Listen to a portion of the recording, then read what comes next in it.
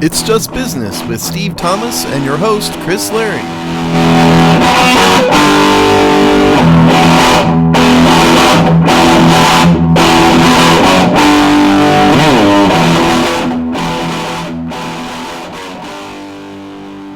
Hello and welcome to It's Just Business on the Hogstye Network, the show where we look at the dollars and the cents of the sports media industrial business complex in all of its ugly glory.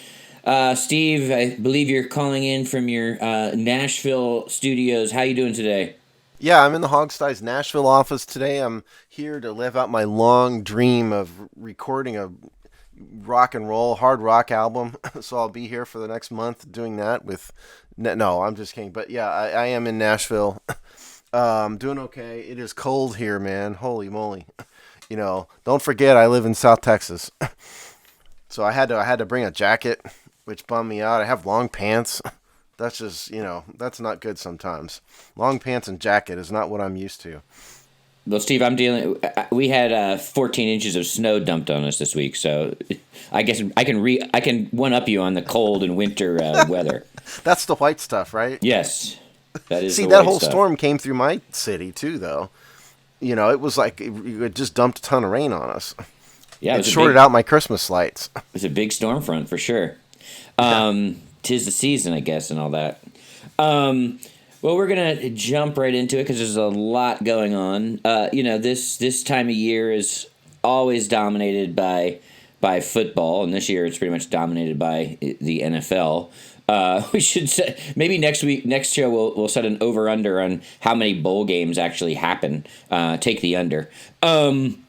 That's amazing. By the way, I didn't even realize that there are bowl games going on. Apparently, there's going to be some bowl games. Who knew? Yeah. I don't know how they can make any money at doing those bowl games without significant crowd. That's how they make their money. I don't really get it. Yeah, and they need participants.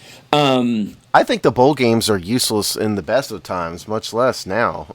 I hate the bowl games. I think it's the most ridiculous thing. So if this is one of those things that goes under, Get another thing that you and I agree on, John. This is just, or Chris, this is not good.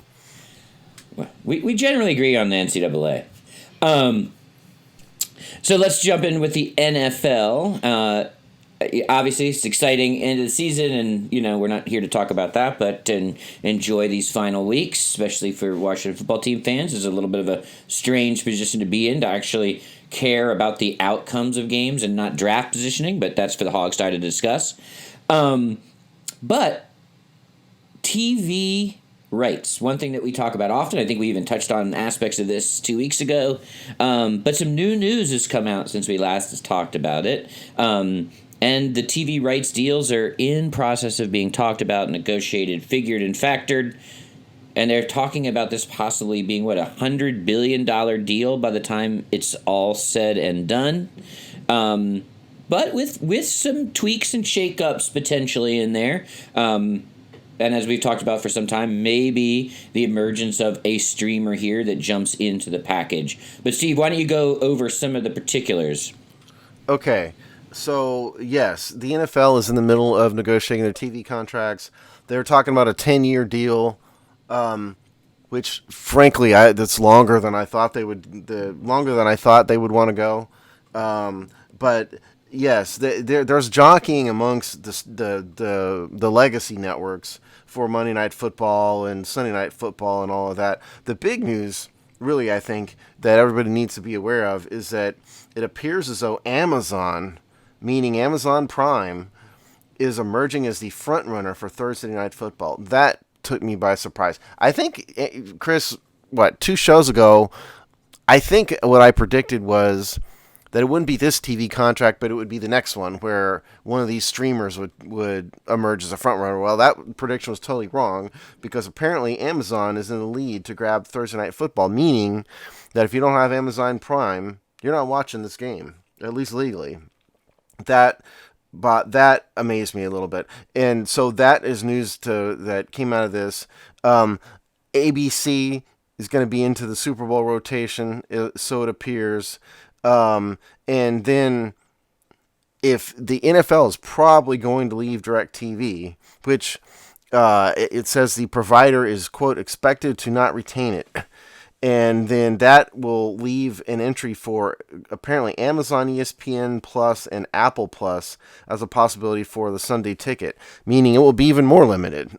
Again, if Amazon, ESPN, or Apple Plus get that package, that does not mean that all of your local cable providers will also have it. So this is the future coming to bear now on the NFL TV package. That's what I think, if you want a macro point, that's what you can take out of it. Don't you think? I definitely agree. I'm not surprised that we potentially and maybe even probably have a streamer in this package. Although the I think you're not necessarily overall wrong in terms of. I think the next package probably might be all streamers or have a bunch in the mix. So this one is it still feels like a little bit of a toe tip into the waters with Amazon. And remember, Amazon has had a relationship with Thursday Night Football, I think at least 3 or 4 years. And in fact, there will be one Amazon exclusive game, I think on the 26th of December. So already they'll test it. They've got a trial balloon going up in this season to see what that is like. So that doesn't surprise me at all. It doesn't surprise me that it's Amazon. Just with their probably. Well, not necessarily the deepest pockets of the streamers, but maybe next to Apple, probably are the deepest pockets. And, quite frankly, it's an interesting model for Amazon Prime.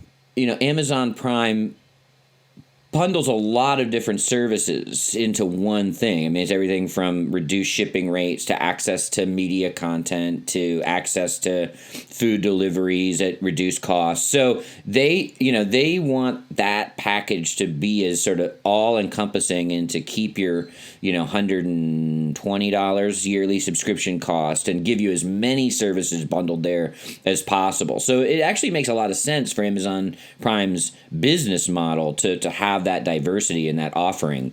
But super fascinating. I think you watch and listen to Fox's Thursday Night Football, and they just sound tired. Like Troy Aikman, and it doesn't make sense. They don't seem to care about it really. It seems like an add-on to them, and I'm sure the NFL wants somebody who wants that Thursday night game to be the crown jewel of their sports package. Yeah, no, I think you're right about. I had that same sort of thought, oddly enough, this week when we were watching. My kid and I were watching the Raiders Chargers, 2 days ago, and I thought the exact same thing. I thought Troy Aikman sounded kind of off his game. It was just kind of a weird broadcast. I thought that's true. Amazon. In case you guys aren't aware, Amazon has a business model with this Amazon Prime that they will do anything to get you initially hooked into Amazon Prime. They'll almost give it away for free because they know. Somebody who works high up in Amazon told me this. They know once they get you once, you're never going to leave. And so now they kind of hook you for life. And so, yeah, they'll probably give deals. They'll probably, get this Thursday night package and give, come see the NFL here, take Amazon Prime for a year for, 75% off. And they'll do it because from a long-term basis, they know that that's income that's never going to go away, basically sort of free, sort of found money. So I think that's the future. But in terms of this NFL package, I maybe I'm just an anachronism, Chris. I think I am an anachronism because I'm not going to subscribe to Amazon Prime. I'm not going to subscribe to any of these digital, services at all. I just don't want to.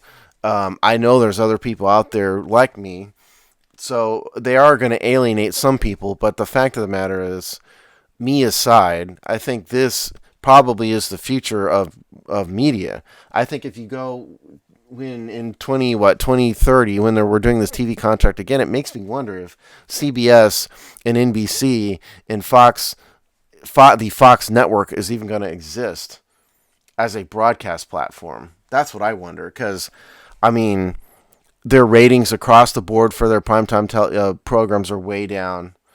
If we didn't have a TV season this year, nobody noticed. Did you realize this? The 2020 prime time television season, for the most part, with the exception of a few reality programs, did not happen, and the world did not blink at all. Nobody missed it. So at some point, paying billions and billions and billions of dollars for the NFL is going to be counterproductive, I think, for these networks. But that's the next one. So in terms of this NFL package, by the way, we got this, the story that we saw was from Bleacher Report. Mike Chiari, Chiara, sorry if I pronounced that wrong, report NFL discussing TV rights contracts that will surpass $100 billion in value. And by the way, note to the editor of Bleacher Report, you need to edit this article. You're talking about millions and not billions in here, just to point that out. But anyway, and so I think the other news out of this is ABC back into the Super Bowl rotation, which is something we talked about before. The leaving DirecTV thing, if it were me and I were the NFL, I guess it's all about money, obviously, but I would try to sell the package to everybody if it were me. Put it on every cable network, every streaming network, have it an option everywhere. They don't seem to be inclined to do that, which means somebody's offering them a truckload of money. That's what it means. Yeah, I mean, we've been predicting the death of DirecTV's deal with exclusive deal with the NFL for the package for some time, and that looks like kind of it's going to happen, which was shocks no one. Since the origins of this show, we've been talking about that. Yeah, we knew that was a slow motion death, but I'm a customer of the DirecTV package via the online package. As out of market watch, it's the best legal way to watch. Because you're in New York, I think they have only in a very New York, and that might be only New York. I think. No, they can get that on. That was the case for the rollout of it, but I think it's now pretty much everywhere. Oh, okay. Yeah, they did roll it out for a couple of years. I think even in select markets, but that actually speaks to the problem. DirecTV has treated a streaming package for the NFL so poorly, considering the technology. Well, first of all, we're talking about a satellite dish company, right? So if you thought broadcast TV was antiquated, satellite dish TV is from the 70s at this point. So their overall business model was in trouble. But if they go to, and I agree, I wish they would just do point of purchase anyone, as long as, could do it and they just license it away to anybody who can offer it. I agree with that, but they're not going to do that. So moving to an Apple TV or Disney Plus, or at least those companies are set up to stream. I mean, the rollout, the multiple years, the quality of it, how much it goes out. DirecTV is a disaster in terms of this, and this is not a difficult thing to figure out, how to sell people streaming television in 2020. And if I'm the NFL, I just wouldn't want a partner that really doesn't know how to do this very well, especially in an exclusive relationship. Well, when their fundamental business model doesn't really work for the majority of Americans. Where DirecTV does work is in rural areas, very rural areas, when there is no cable available, and Wi-Fi is hard to come by. That is where DirecTV works, but that's a limited market. That's there's a segment of people who need that for sure, but that's very limited. And you're so right. I think when the NFL did this, at least 10 years ago, 15 years ago, very long time ago, it kind of made sense at some level, even though I didn't like the access and all that. Kind of made sense, but in today's world, who on earth wants to put a satellite dish on their house when they can just subscribe to streaming television services? Nobody. DirecTV is going to die. I think DirecTV will cease to exist as a functioning entity after this NFL package goes away. Oh, it's propping them up right now for sure. Yeah, absolutely. And they're just not going to exist at all. And the future is definitely Apple TV and Amazon Prime and don't forget, it looks like Hulu is not in this, but Hulu is Google, right? And they don't seem to be a bidder in this NFL package now. But, I mean, look for that in the future. There'll be a player, in this too, because Google owns everything. Excuse me. I think that at some point, Amazon's going to end up in front of Congress. I can make this prediction. Amazon is going to get in trouble with Congress for antitrust. I think the government has an interest in not letting Amazon own everything. Amazon is the most ambitious company I've ever heard of. They literally want their fingers in absolutely every possible aspect of society, it seems like. And at some point, they're going to get broken up by Congress, I think. But that's above and beyond this NFL thing. So the bottom line is this. In about a year or less, we will have this TV contract thing worked out. Probably Thursday Night Football will go to Amazon. So subscribe to Amazon Prime if you want to see that. ABC looks like they're going all out to get an NFL package. So they are going to get something. If it's Sunday Night Football, something, they're going to have something. And they're going to have a Super Bowl, a slot in the Super Bowl rotation again. And this package is going to be $100 billion. Just goes to show how easy it is to make money if you're an NFL owner, even if you don't know what you're doing. Yeah, true. Actually, just for clarity's sake, Hulu's majority owner is Disney. Oh, I'm sorry. Yeah, there you go. My mistake.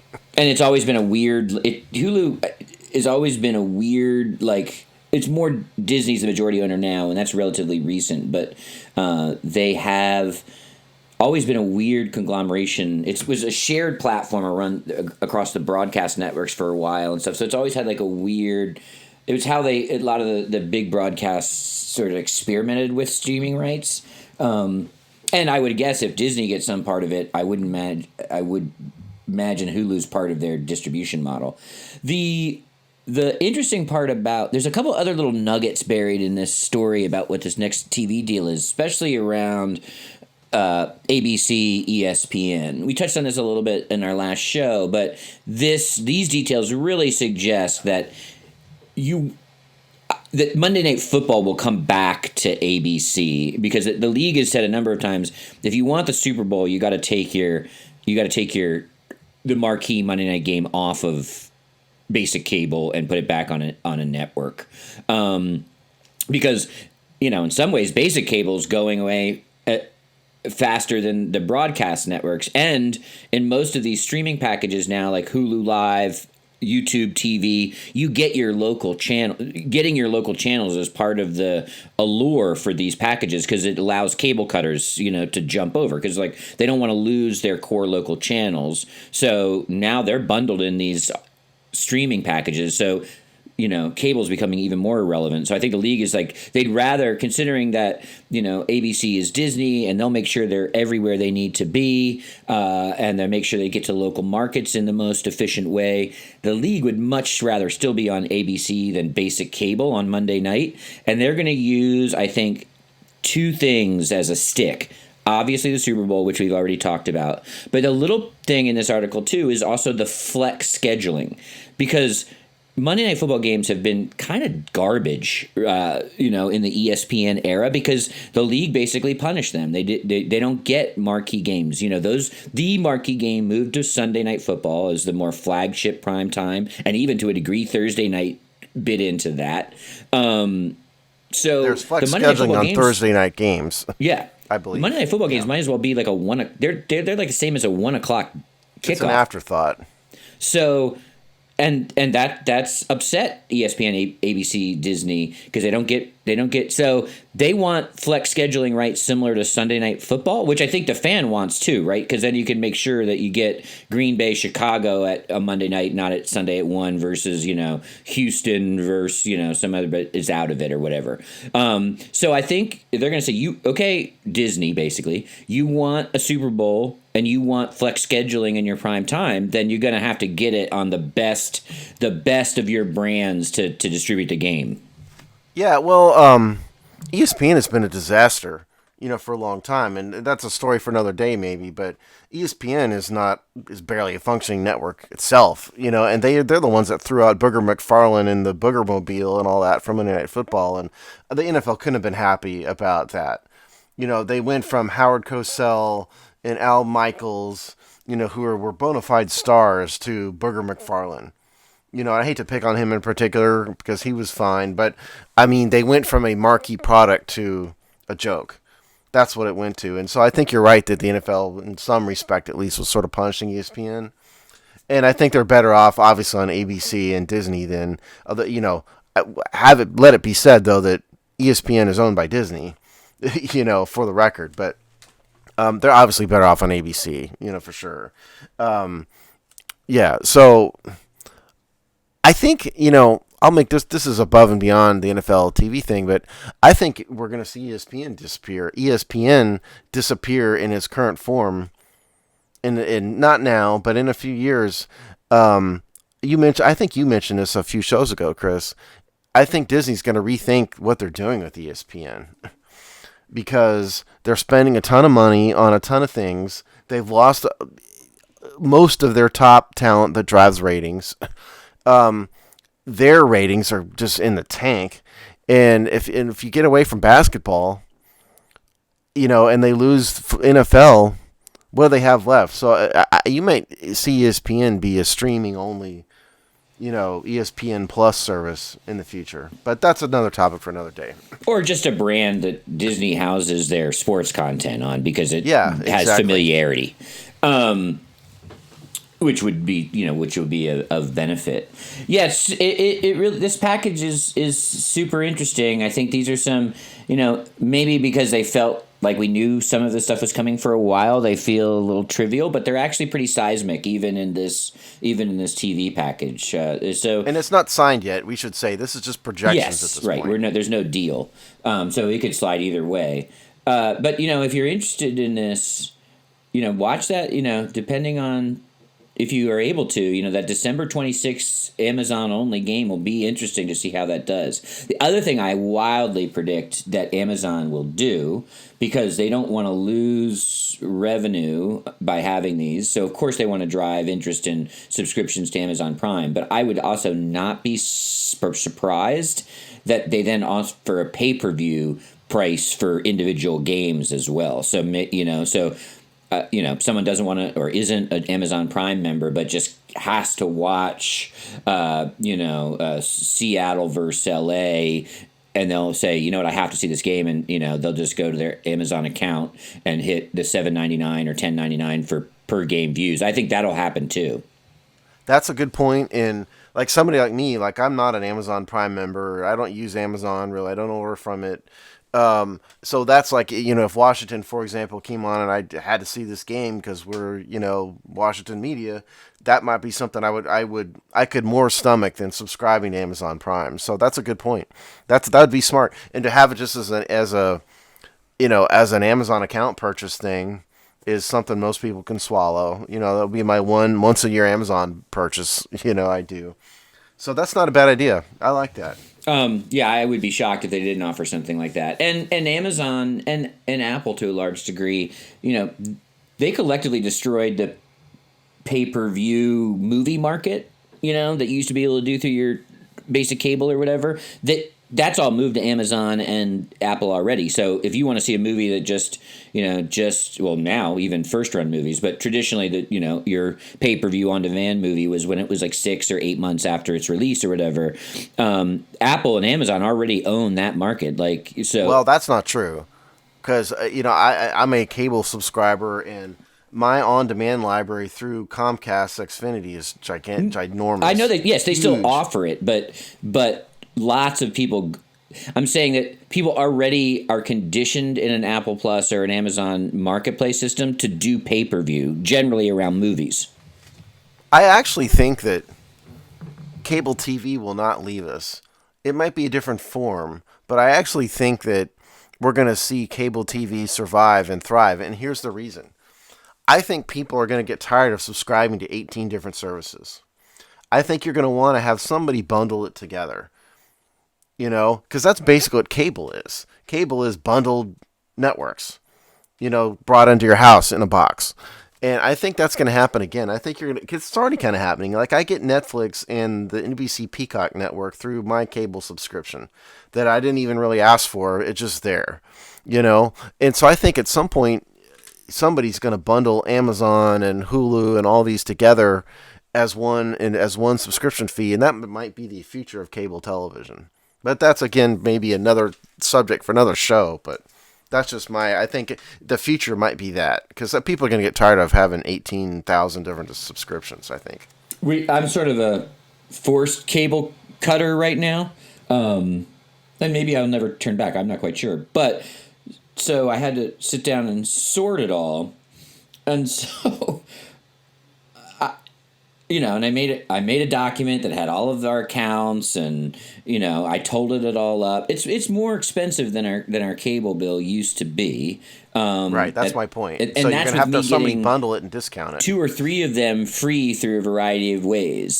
So even 3 in the list I'm not even directly paying for, and it's still as an expensive. And I always make this joke to people where it's just like, if you could, let me tell you about a service that would take all of the content that you like and put it under one subscription model with one price that you might be able to, top off extra services depending on what you like. It's a shame nobody ever thought of that. Yeah. What if I could offer you, it's called cable. So I totally agree. Now, it'll be a digital version, right? It'll be some digital wrapper that pulls this all up. And you can already see the consolidation. Like, if you look at Hulu right now, it's got an amazing content and licensing across a bunch of different broadcast entities, and now it offers live. It's actually how I replaced cable in terms of having local channels and stuff. So yeah, these things are coming, but I think to some degree will never be exactly the same, because these walled gardens like Disney and Apple are never going to necessarily. They would be, to get the kind of one price, all access, you'd have to see a good amount of collaboration between these giant entities, and that's not where they are there right yet. now. But I'm talking the future. It's not there yet, for sure. But I think that's absolutely coming. That's the wave of the future. And I did the same thing. Because my family said, hey, we want Hulu and Disney and all that. I was like, look, we can either have one or the other. We can either do cable, what we have, or the others. I'm not paying for both, because that's crazy. So I think that's the future. I don't know who it's going to be. You're not going to have cable box in your house anymore. Just appear via the internet for sure. But that's the future. That's for the media podcast show or something. Not necessarily a sports show. No, but licensing and access to live content will definitely be one of the crown jewels in whatever that ultimately appears to be. So maybe we'll check in. I do have Amazon Prime, so I will be able to watch it on December 26th. But it will be, not that I even necessarily am, but that will be fascinating. We'll circle back and to see how that performs and what the reactions are after that game. You know what, Chris? At the beginning of the football season, I made a plea to our Hogsfly public to please, please, please find me a way.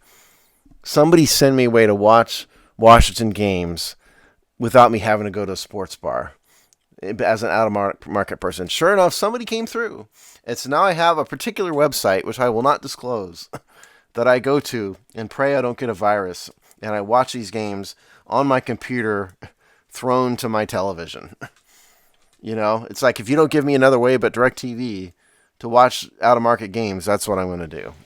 Yeah. Sorry, NFL. For sure. No, they force people into piracy, which they know, and they'll try to fix. So we'll move over to the NCAA, which isn't, we're not necessarily talking about college football, but we're talking about college sports broadly. We've been, a core theme of the show has been, the hey ho, the NCAA has got to go. Yeah, exactly. And all of the intricacies of college sports in general. But now they're looking to get their day in court here, not any old court, but the Supreme Court, as a case is, I guess, Steve can give us more details, but is it agreed to be heard by the Supreme Court? Is that where we're at? Yeah, that's where we are. So there's a case called NCAA versus Alston. I have not read the lower court pleadings for this, just to make that known. So we are reading this from Front Office Sports. It's December 16th. NCAA heads the Supreme Court. So what has happened here is there's an underlying case that has bubbled its way through the federal circuit courts. This is NCAA versus Alston. If I didn't already, I think I already said that. Anyway, this is an antitrust case. So the allegations here from the plaintiffs are that the NCAA is violating antitrust by keeping the student athletes from being called pros and from being paid, um, or at least limiting education-related compensation benefits is how the article put it. So what has happened here is the Supreme Court has granted certiorari, which in non-legalese, the Supreme Court has agreed to hear this case, which is something I haven't done before. So what is at issue here is, will the court grant a judicial antitrust exemption? That's sort of what's at issue here. Will the Supreme Court declare that the NCAA has the right to essentially function free of antitrust laws and will be allowed to basically do whatever they want, which will keep the NCAA, which will allow the NCAA to declare forever that student athletes are not employees and should not be paid. That's what's at issue here. And traditionally, the court system has shied away from that. The Supreme Court has, at least. The Supreme Court does not like to get in the middle of declaring a business has an antitrust exemption. That's something Congress does. The Major League Baseball has an antitrust exemption, for example, and has had it for years, decades, 100 years, long time. So, but this case is important here because this is another step into the foyer of student athletes need to be paid. That is where we are, and this case is going next year, 2021. So it could have a major impact on the NCAA again. I think at some point, what this article is kind of alleging here is the NCAA is going to end up in front of Congress. That's sort of where we're going here. Here's a quote from Boise State Assistant Professor Sam Ehrlich, as quoted in the article, who filed an amicus brief in this case, asking the Supreme Court to hear. I think it's good for both parties that the court will be evening out and resolving clear inconsistencies in the way that antitrust law has been applied to NCAA amateurism rules by the various appellate circuit courts. So, and it says the case will be heard as the NCAA is changing rules to permit athletes to be compensated for the name, image, and likeness. The NCAA has argued that this case blurs the lines between student athletes and professional. Look, the NCAA, we all think the NCAA is terrible. Both of us do. But the one point that they have that's good, that makes sense, is that we are blurring the line between student athlete and professional in this. Now, I think what Chris and I have both said is let's just allow them to be professionals. Call it what it is. They're professionals. But if you want to have the vestiges of amateurism in college athletics, you cannot let student athletes be paid millions of dollars directly from and be pros courtesy of an institution of higher learning. You can't. And then you'll have unions and employee contracts and all these things. That's not amateurism. So if you want to throw in the towel, as we've advocated, and just let them be pros, that's fine. But if Congress wants it to remain an amateur sport, then you have to keep. You cannot let student athletes get paid. Title IX issues aside, I think that's fundamentally the issue.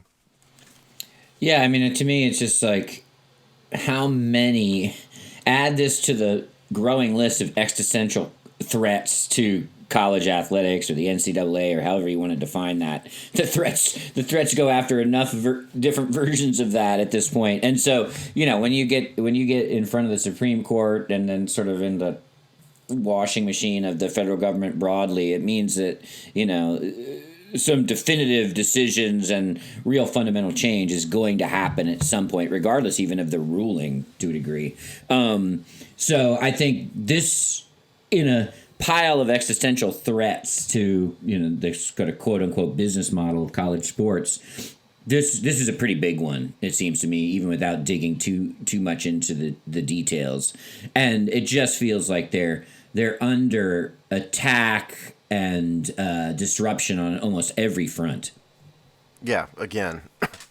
Yes, that's exactly right. This is sort of the walls closing in on the NCAA system. That's what it is. This is just another case. We did the story last year about California passing the laws about, the NCAA having to allow students to market their name and likeness. That's one level, and that worked. California got it done for the country. And this is another one. Will the Supreme Court step in and make some kind of ruling that allows or forces universities to pay student athletes as professionals? I don't know if this decision will go that far, but this case is all about antitrust. Is the NCAA a monopoly? If they are a monopoly, will the Supreme Court, by judicial fiat, either allow it or break it up in some way? Will it be a monumental decision? Especially this Supreme Court, with the justices the way they are, this Supreme Court will lean towards not taking such drastic action. And I think these justices will lean towards saying in their opinion that Congress needs to fix this. I think that's where we're going. This Supreme Court is not an activist court. They don't do things like that traditionally, non-activist judges. So I think that's probably where we will shake out, is the opinion will say, hey, Congress needs to declare the NCAA a monopoly and fix something, but that's not the role of this court. I think that's what we'll hear. Yeah, I mean, there's no shortage of stories on, college athletics, and this one seems like to be a pretty big one that we'll track in 2021 as it gets closer and, the cases are made and they eventually come out with a decision. I mean, it brings up the same issues before, right? Fundamentally, I think what we can all agree with is this. There's something ethically wrong about universities exploiting 18 to 21-year-olds in order to make literally billions of dollars. And so the whole pay the student movement, pay the players movement is born out of that, just basic fairness. The other side to it, though, is, like I said, there is a basic fundamental tenet of amateurism thing going on here. Do you want college kids to be considered pros? If you have that, you're going to have the NCAA's, truly the NFL's minor leagues, and there will be billions of dollars, and you'll have kids making millions of dollars, on campus at Ohio State University. Does the country want that? Does the public really want that? I'd argue that I don't think you do. So I do think if you're going to have these teams on campus at colleges, they sort of have to be amateurs. Now, what I've argued before and what Chris and I have argued is just make them let's just eliminate college football as a amateur athletics thing and just make it the Crimson Tide sponsored by Alabama and just let them have contracts and be paid. That's what I think ought to happen. But I don't think you can have University of Alabama or whoever directly paying football players millions of dollars. I think that's not good for anybody. Yeah, ultimately, if they want to save the broader definition of amateur college athletics, it probably looks like something like that, right? Like your rowing teams and whatnot. Like, your sort of liberal arts type of view of a college education that has those, learning and competitive opportunities for their students. You're going to have to divide these things out to save both, kind of ultimately. And I also think a lot about the Olympics here because, younger listeners or maybe even older listeners just forget, the Olympics was supposed to be for amateur athletics. And, and they held that ground for a long time. And I think, I'm not going to get the years exactly right, but I'd say it's about 20 years ago at this point where they just said, maybe even a little longer, but I guess we'd have to track that first dream team would probably be your data point. It's 92 was the first dream team, so wasn't it? 92. At some point the IOC and they just said, okay, you know what, we can't. Nothing's going to remain amateur, right? So when you think about the Olympics, and if you think of everything from your dream teams and your NHL players, but it goes deeper than that, right? Like this allows gymnasts to be sponsored. All kinds, the track internationally. Teams, the sprinters are all pros. Right, and internationally allows governments to be paying their athletes. I mean, it opened up, we just think of big things in a U.S. context, but it's obviously international. So that whole idea is the Olympics as a showcase for amateur athletics, which was its hallmark, which was a core defining value, that just went away, right? It's dead and gone and buried. Yeah, and I think you're going to, I know that the legal and mechanics and the finances are all different and all that, but I think from a what's going to happen perspective, it looks a lot like that. That just was an idea that is no longer relevant. Yeah, I think what would be best for everybody is let's just call it what it is. Let's just call it what it is. Men's basketball and football is not really amateur athletics anymore. Let's just let it happen and call it what it is. And you can let them be students. You can also let them attend college if you want. But let's just call them pros and call it what it is. And that gets the sleazy, dirty money out of it. You don't have to have $10,000 handshakes from boosters. If you just call them pros, let them have a contract, come up, raise the money to raise a team, and just do it. Sort of the Olympics doesn't pretend to be amateur, as you said. They're not really even advertising themselves as amateur sports anymore. It's just it's openly professional, and that's what needs to happen with the NCAA and football and basketball in particular. And that's where this lawsuit is going. We started this with the Alston NCAA versus Alston. That case is all about antitrust laws. The reason why antitrust laws are important is that if the NCAA is declared to be a monopoly, then Congress needs to step in and limit their powers. And if they are a monopoly, then they can continue the status quo. If they are allowed to be in a monopoly, they can continue the status quo and keep amateur athletics, quote unquote, as it is. That's the importance of the case in a nutshell.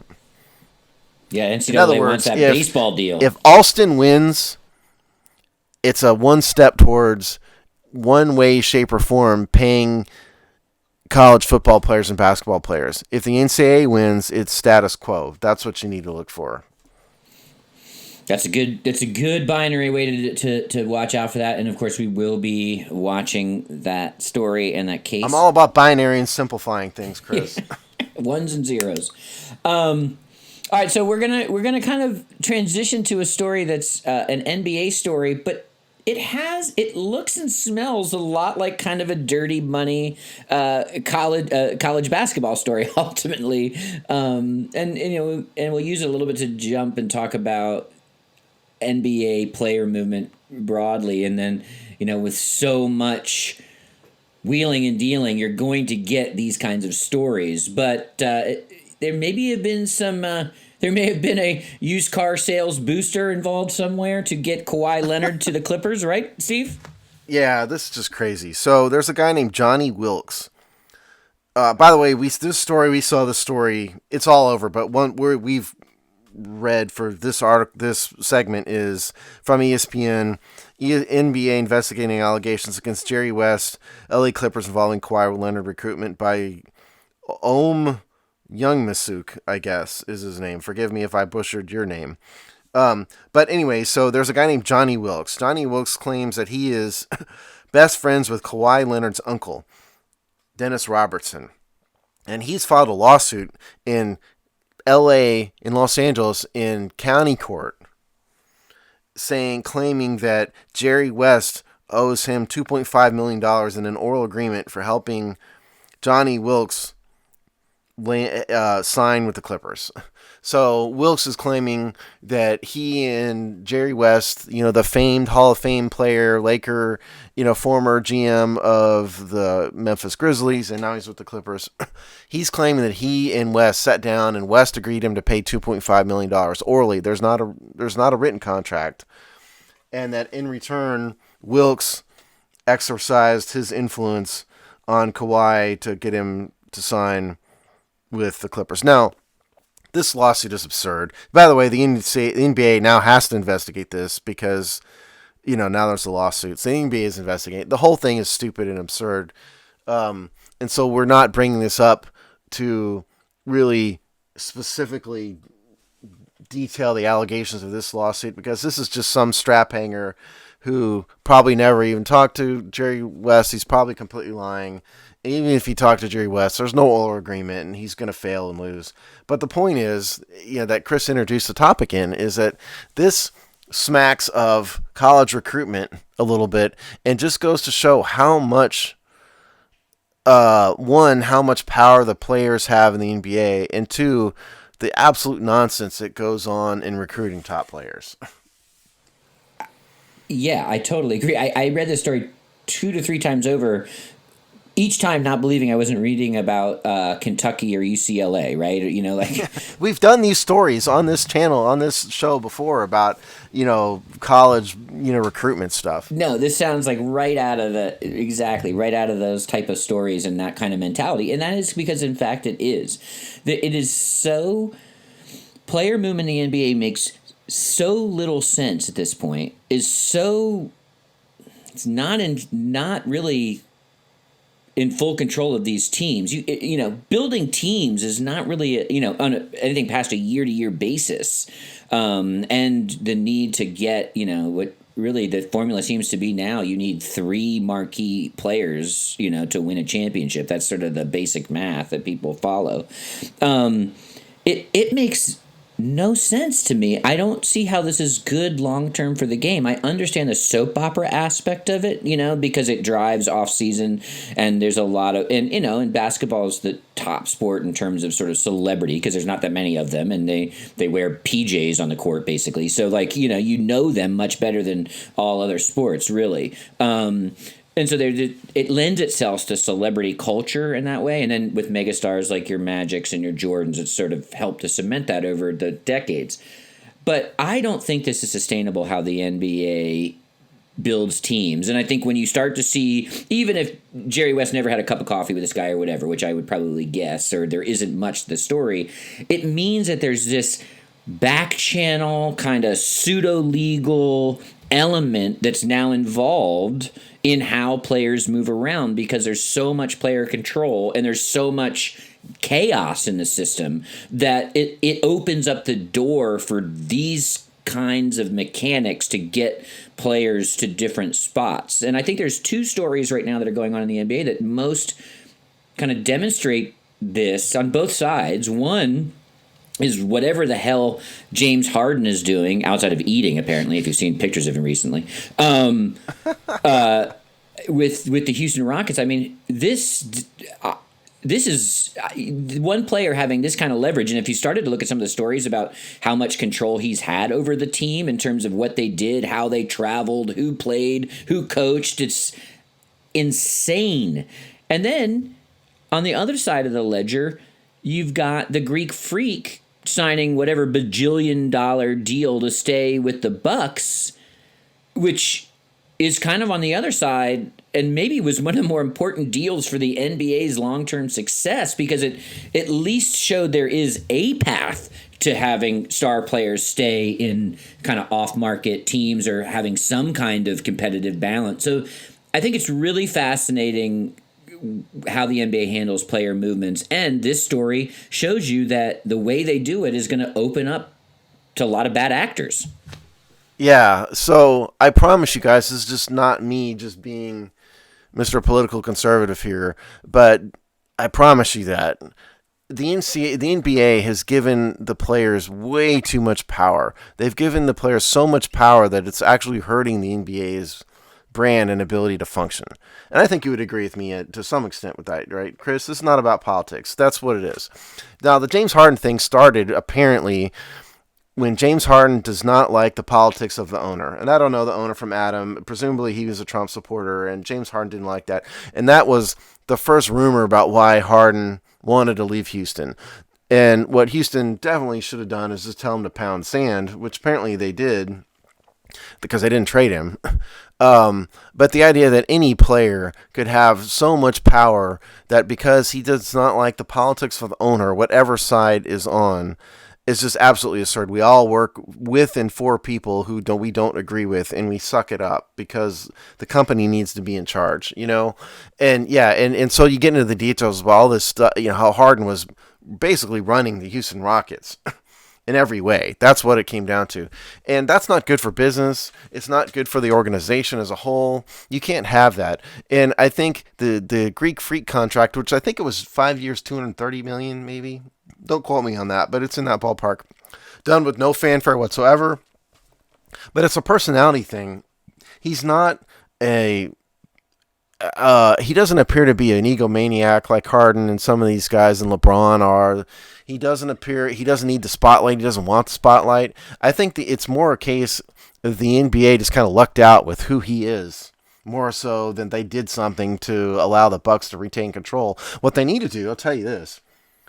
One, they need to give teams, franchises, a better way to keep their players. And they need to stop rolling over to the NBA union and limit player movement and make it more advantageous for players to stay. That's number one. And number two, these outsized personalities, because I think I've said on the show before, the NBA drove me away this year. I just couldn't take another day of it. I really couldn't. So I stopped watching it. They're driving away customers and viewers and fans because they've let the players have so much power. They need to remember that at the end of the day, this is entertainment. It's entertainment, and you do not want to alienate people with tons and tons of ego and tons of preachiness and all of that. And I think this Jerry West, Kawhi Leonard story is just another one. It's just another thing in a long line of stupidity that the NBA has gotten to in the past decade or so. And I don't think for a minute that Jerry West promised some random strap hanger $2.5 million. That didn't happen. I bet my life that didn't happen. But the point is, it's a part of a bigger narrative here that the NBA has so let the players control the league that it's actually harming the league at this point. I think that's what I got out of this. I agree, and I'm generally pro labor as a rule, but I agree that the NBA has let this get way too out of whack. And I understand. And let's also say, and to your point, there's a difference between being pro-labor and you're talking about factory workers in a Ford factory, who are working class people, and not allowing a hundred company worth tens of billions of dollars to run over, regular people and workers. We can have that discussion. This is millionaires versus billionaires. This is not the working class versus corporate, But even in a sports context, I generally am more on the player's side than the owner's side. But one, newsflash, James Harden, whatever the Houston owners' politics are, is the norm in anybody who owns a sports team. Not saying all, but it's the norm. So it's not like, it's not like that's going to drastically change if you go to, and I think that's somewhat window dressing on just his desire to go somewhere else. I think that's an excuse or a public narrative that he knew would have some level of sympathy out there. Because are you so weak-minded as to be that bothered by an owner's politics? I mean, I hope not, because that says something more about you than it does the person you're complaining about. Yeah, and it's not going to change in your if you go to a new home. And right. I just think that there's a realization. These things work best when both sides have an understanding of their mutual benefit and relationship to each other. And I think that's what's wildly out of whack here. The players just don't understand that for the sustainability of their product and the league, you need whatever, how many NBA teams there are. You need that many teams. You need viability. You need the Milwaukee Bucks to be able to compete for a championship. You need a distribution of stars. And so to take it back to Kawhi Leonard, I think that I think for himself, I think for the league, I think for any way you view it, him leaving Toronto was a disastrous mistake, especially coming off a championship.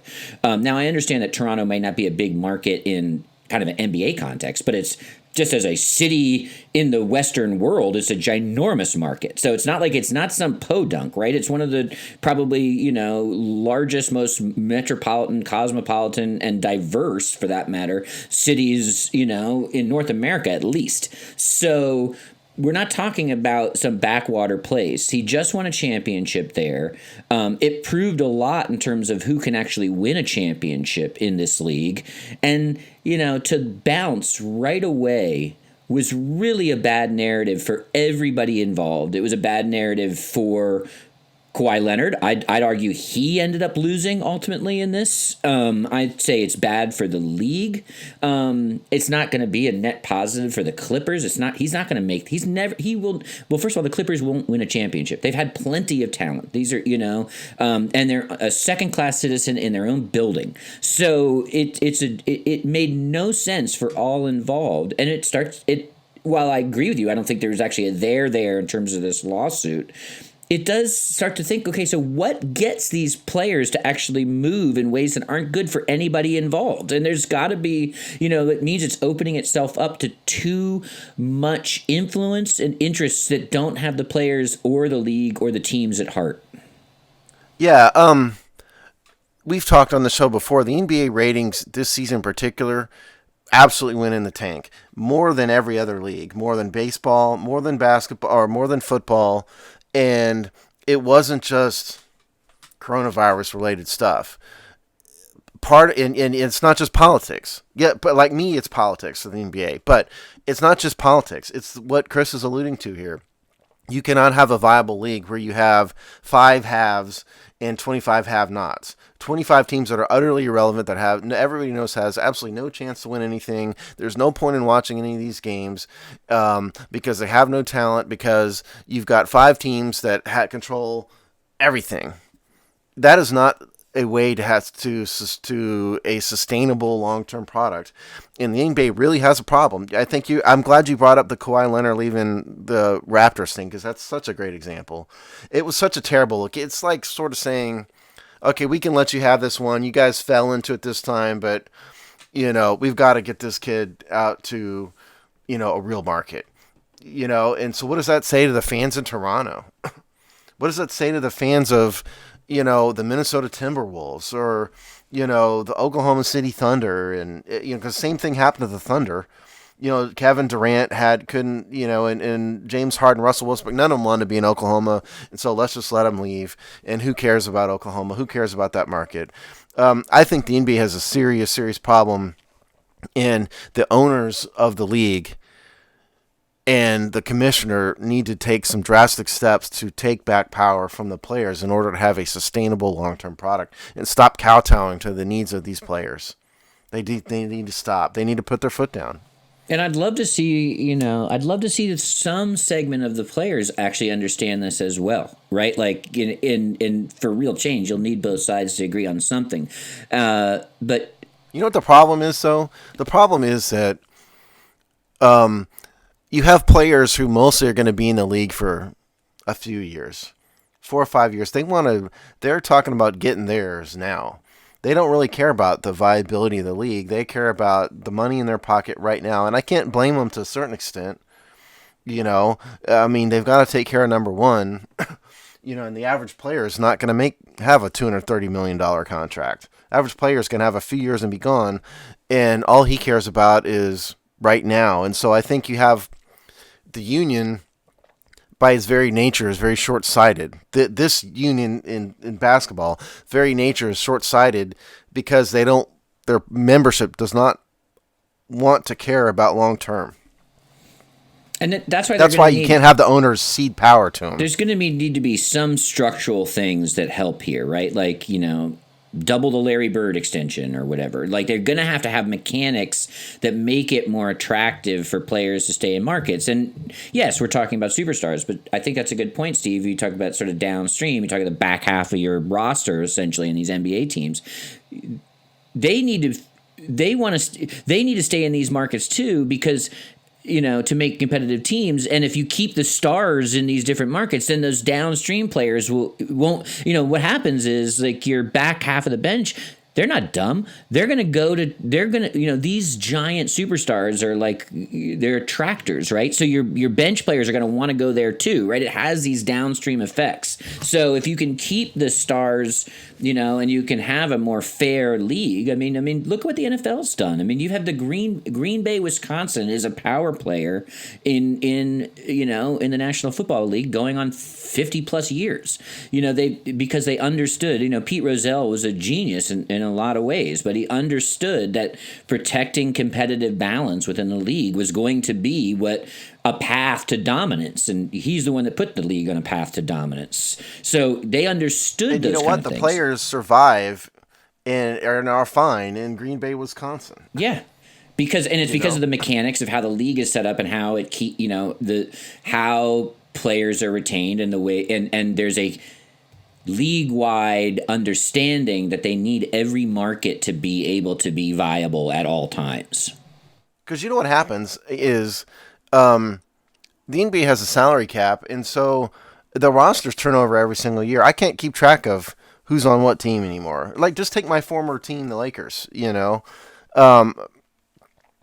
I mean, they brought LeBron James in. They've turned the roster over every year. I can't keep track of who. I don't try now, but I can't keep track of who's on that team because they pay so much and such enormous amount of money to two guys that everybody else is on a bunch of one-year contracts, and the roster just turns. There's no way for the fans to get invested in these teams because the roster churn over every single year because, like you said, they're all chasing the superstars who have the 5 players or whatever who have that size of contract. They're all chasing it. So there's no way for the fans to get invested in any of these players at all, except the handful of superstars. And most young people are following the name and not the jersey anymore, in the NBA at least. And that's not good for the league as a whole. No, it's not. I mean, I have no politics does not enter my mind at all, but I have not. Right. I don't know if I've watched an NBA game from start to finish in 10 years, playoffs or otherwise. And I like the NBA. I used to really like the NBA. I even had a bout of nostalgia when I watched, at least I don't know if I finished it yet, but the Michael Jordan documentary. It gave me the main reason I enjoyed watching it, even though I'm a pretty big anti-Jordan, anti-Bulls guy, was because it gave me some nostalgia from an era of the NBA that I was very invested in and really enjoyed. And I just don't have any connection. And actually, Toronto's run was the first time I kind of was so kind of emotionally involved in the NBA, and actually and then so the second that was blown up a week after they won, I just receded back to my normal. I really don't care about your product. Because the team blew up, and that was it. Yeah, I mean, I've been watching it because I was a fan of one of the halves, and so I watched them for years. But I can't say I sat down and watched a Bucks versus Timberwolves game ever. Who would want to watch that? It's second class citizen. I don't think the NBA. I think David Silver is weak. I think he doesn't understand the big picture. I think he spends the majority of his day trying to figure out how to kowtow to the players' union, and that's just not a way. It's not a sustainable path for long-term success, and it shows by the ratings. It the result of all of this is that the ratings are in the tank, and it's not just politics at all. It's a huge part of it is what Chris just said. Yeah, and I also just think you have bored players half the time. I mean, for some of these reasons, it feels like the regular season's a slog often. We'll see now with a shortened season. Maybe that injects some excitement. We'll see. But Steve and I can acknowledge that we're also old. It's a younger league to a large degree in terms of their fan base. So they must think they've got some angle on moving forward. It's one of the great soap operas in media is the NBA offseason. So, who knows what we know. But I do know that they're losing generations of fans that are, kind of, sort of 40 and above, let's call it. Yeah, absolutely. No, I think you're right. All right. Well, we'll bring it to a close here.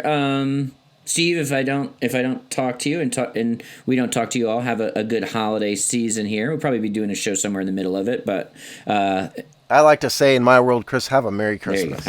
Merry Christmas to you, Steve. Come on, come with me and say it, Chris. Merry Christmas. I say okay. Merry Christmas plenty of times. Believe me, I mean we've got a giant tree, and I counted. I think we have no less than 27 strands of lights up inside and outside. So I'm a festive guy. And happy Hanukkah to our Jewish listeners. I think Hanukkah's going on right now. It's over, I believe. Oh, it's over? Okay. So all of that, good times. Hopefully everyone can take a break and get some rest. The sports world, I'm sure, will not do that. Does the NBA officially kick off on their Christmas Day? Is that how they're doing it? Or are they just ready to be live for Christmas Day? I'm not sure. I knew they had to have Christmas Day, so I didn't know if they just are going to rev up to it. There was ESPN was carrying a basketball game last night or 2 nights ago. I don't know if that's preseason. Or what I know they're officially playing preseason games right now. I don't know if kickoff day is Christmas Day. I don't know. You'll tell us out there. And so we will see you in 2 weeks. Bye.